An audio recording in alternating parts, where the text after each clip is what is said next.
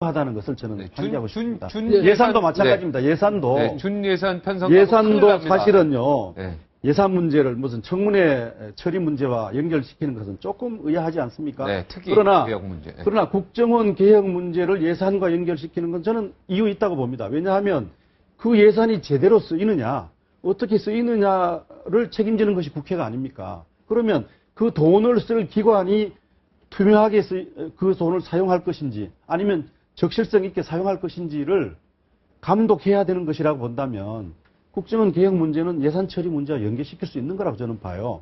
그러나 이제 그 문제를 정말로 대화와 솔직한 타협을 통해서 처리하느냐 아니면 양쪽이 서로 고집부리다 기회를 넘기느냐 이런 문제입니다. 그래서 저는 법보다 더 중요한 것은 소통의 네. 문제다. 민주주의의 가치 중에 법과 질서라고 말씀하셨지만 네. 저는 그것도 물론 인정을 합니다. 그러나 법과 질서 이전에 민주주의를 지탱하는 중요한 힘은 소통이다라는 네. 점을 말씀드리고 국정원 싶습니다. 개혁과 예. 예산안과 연결시키는 거는 일리가 있다. 네. 아니 근데 그 김 교수님 말씀도 정말 일리가 있습니다. 그런데 이제 요는 제가 저는 또 다른 생각을 가진 것이 네.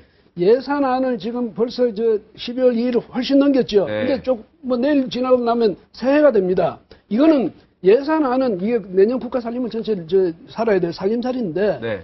이 국정원 지금 말씀하시는 거 만약에 정말 김 교수님 같은 그런 생각을 가지고 우리가 민주당이 그래준다면 또 이야기가 되는데 그게 아니죠. 이건 이 정략적으로 이걸 고리로 삼아서 국정원을 기어이 거기서 국정원법을 특위에서 그 민주당이 주장하는 그 모든 그 요소를 거기 넣어가지고 국정원법을 고치겠다는 거 아닙니까? 그 고리를 절대 안 놔주겠다는 거죠. 그런데 이거는요. 민주당이 너무 지나치게 정략적이다. 저는 왜 그렇게 봐야 되냐면 지금 민주당이 그동안에 제시했던 국정원 개혁안 있지 않습니까? 4개인가 뭐 있죠. 큰 줄기로.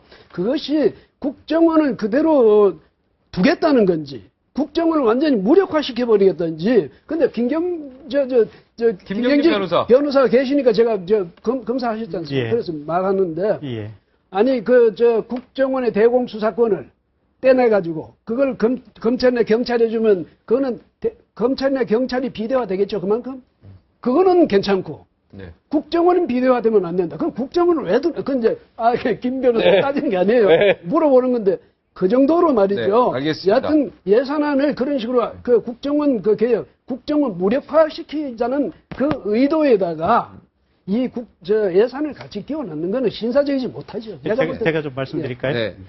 일단 그게 이제 민주당의 어떤 정략적인 어떤 판단이다, 잘못된 선택이다라고 이제 이진공 고문님께서 말씀하시는데 문제는 여기 있어요. 민주당뿐만 아니고 그렇게 생각을 하는 국민들이 상당 정도가 있다. 오히려 민주당이 똑바로 못하고 있다라고 생각하는 국민들이 상당히 있다. 거기다 더 나아가서 이 고문님께서는 민주당이 주장하는 국정원 개혁안이 이게 국정원 무력화안이라고 생각하는데 지금까지 했던 국정원의 행태에 비추어 봐서 그것도 많이 부족한 안이다. 훨씬 더 세게 개혁을 해야 한다라고 생각하는 국민들이 상당수 있다는 겁니다. 상당수가 뭐 민주당 지지율이 지금 20% 정도. 민주당 정당 지지율 말고 그 이슈 항목에 대해서 어떻게 또 다른 생각하냐에 거죠. 대해서는 몇 퍼센트입니까, 보통? 40~50%가 40%로 생각하고 있습니다. 예, 알겠습니다. 그래서 네. 민주당이 그렇게 생각을 하는 거에 대해서 지금 야권 일각에서 국민들은 김한길 대표 그거 뭐하냐? 그렇게 투쟁성이 없어서 뭐하냐? 빨리 대표 그만두고 물러가라 이런 얘기도 나오고 제가 있습니다. 이분만 말씀드릴게요. 네, 30초. 네. 시간이 없어요, 지금. 말씀하시는데 민주당이 계속 국민 팝니다. 그리고 국민들이 그렇게 지지한다고 합니다. 근데 얼마 전에 이 안철수 씨 신당이 나왔을 때 어떻게 할까? 근데 지지도 8.3% 나옵니다. 이 국민을 계속 팔고 있지만 실제로 국민을 위한 일은 예산안을 바로 통과시켜주는 거야말로 국민을 위하는 길입니다. 네, 이게 안 여기까지 되면 하겠습니다. 정부가 안 되는 거예요. 자, 1년 동안 박근혜 대통령 국정운영 뭐 사자로 이야기도 해도 되고요. 뭐 한마디로 딱 좀 써주시겠습니까? 네. 자, 먼저 써주시는 분부터 발언 기회 드리도록 하겠습니다. 박근혜 대통령 국정운영을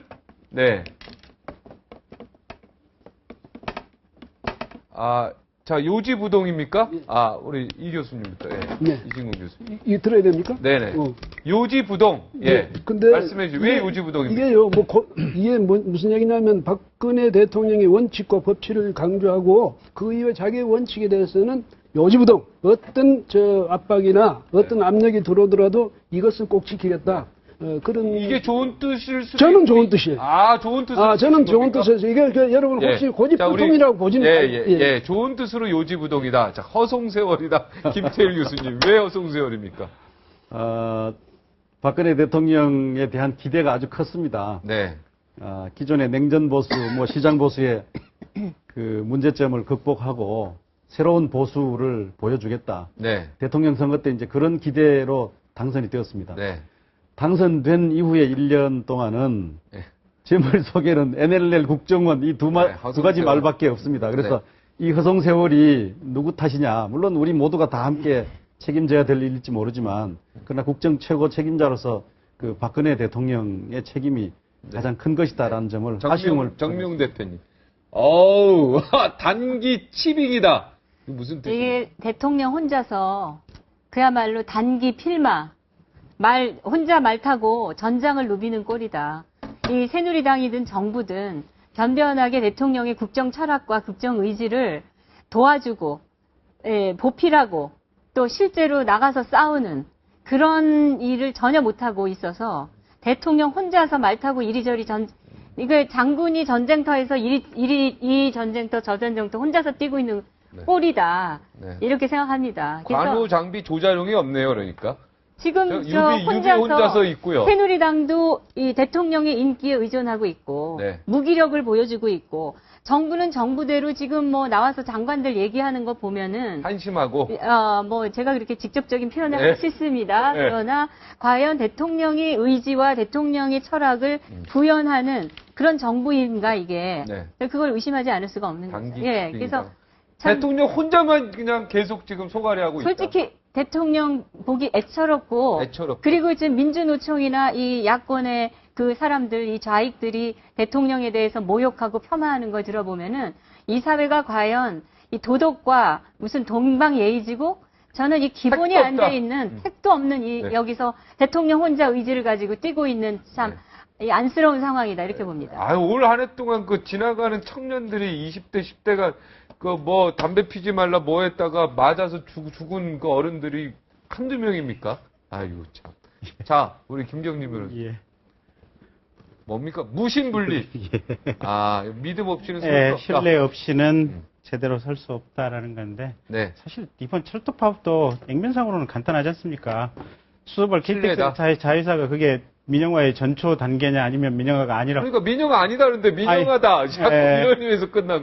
대통령 믿음이 없기 때문에 그런 거. 그렇습니다. 그 공약부터 그렇고 뭐 여러 네. 가지. 그러니까 제일 문제는 그런 것 같아요. 보면 결국 네. 이제 국가기관의 선거 개입 문제에 대해서 추상처럼 초창기에 털어버렸으면 그 자체로 해서 거기서 믿음과 어떤 정권에 대한 정통성 뭐 이런 것들이 국민에 의해서 정확하게 부여가 될 텐데 네. 그 부분을 제대로 못 하시니까 결국 네. 국민들의 믿음이 좀 많이 떨어진 것이 아닌가. 그래서 정책을 추진할 수 있는 동력도 많이 떨어진 것이 아닌가. 자, 근데 저 용어 하나만 정리하고 갈게요. 네네. 국민은 아무데나 쓰지 말고 민주당 지지자라든지 또 그 그렇게 쓰세요.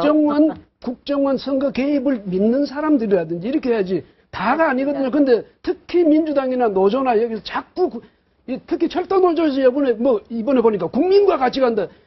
국민이 지금 그것 때문에 불편한데 무슨 국민하고 같이 갑니까? 그래서 그러면 개별 사안별로 하시죠. 뭐 그렇죠. 철도노조 그게- 파업을 지지하는 국민, 그렇죠. 철도노조 파업을 예. 반대하는 국민. 아니, 국민차 빼죠. 그냥 이렇게 하죠. 철도 민주당을- 파업을 지지하는 사람들. 아니 민주당을 지지하는 지지자.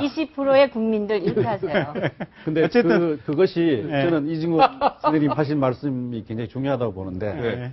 국민은 그 내부에 다양한 이해관계와 가치를 그렇죠. 가진 사람들로 만들어져 있어요. 근데 박근혜 대통령께서는 후보 시절에 100% 국민이라고 말했습니다. 근데 혹시 그 100% 국민이란 말이 모든 국민이 똑같은 생각을 해야 된다든지 뭐 똑같은 방향으로 가야 된다든지 뭐 그런 것을 말하는 것이라면 그 100% 국민이란 말은 굉장히 위험한 것이다 네. 하는 저는 생각 가집니다. 그래서 예. 그래서 국민이란 말에 대한 반발감은 저는 오히려 박근혜 대통령께서 더 많이 쓰고 있는 거 아니냐. 그래서- 근데 지금 아니, 그 얘기를 하시면서 가정법을 쓰시거든요. 그거는 그 원래의 뜻을 가정 추정하는 거지 진실이 아니죠. 근데 그 그 이후에 100%의 국민이 나왔던 그 근거는 뭐냐면 우리가 하나의 대한민국이 돼야 되지 않느냐. 100%의 국민을 바라보고 가는 그런 대통령이 되겠다 이런 표현에서 나온 거지 이 100%의 국민이라는 걸 모두 다 싸잡아서 똑같은 생각을 해라 이런 뜻이 아니었거든요. 왜 그런 생각을 하게 되느냐 근데 하면 그런 식으로 추정을 해서 얘기하시는 것 자체가 정권을 잡은 이거 이후에 여론을 호도하는 거다. 이렇게 정권 잡은 이후에 자신의 반대 세력에 대한 태도, 음. 관용의 부재 뭐 이런 것들이 100% 국민이란 말이 다 똑같아지라는 말이냐 이런 이제 의심을 갖게 아니, 만들죠. 거기에 더 나아가서 제가 먼저 예. 미안합니다. 내가 말씀 드릴 게 뭐냐면 저도요. 김 교수님과 같은 생각이 뭐냐면 저는 통합이란 말을 정말 싫어했어요. 그래서 통합하지 말자. 왜냐하면 화합이라든지 이건 되는데 통합이란 건 억지로 끌어모으는 거거든. 네. 그래서 하나의 가치 밑에다가 네. 또 하나의 신념 밑에다가 하나의 이념 밑에다가 같이 끌어모으는 그거는 저 안 된다. 그래서 화합은 좋지만 앞으로 통합은 통합이란 말은 좀 안 썼으면 좋겠다 이 네. 말이고 이제 지금 말씀하신 그 100%는 저도 좀 옛날에 그거 들었 자, 요거 오늘 말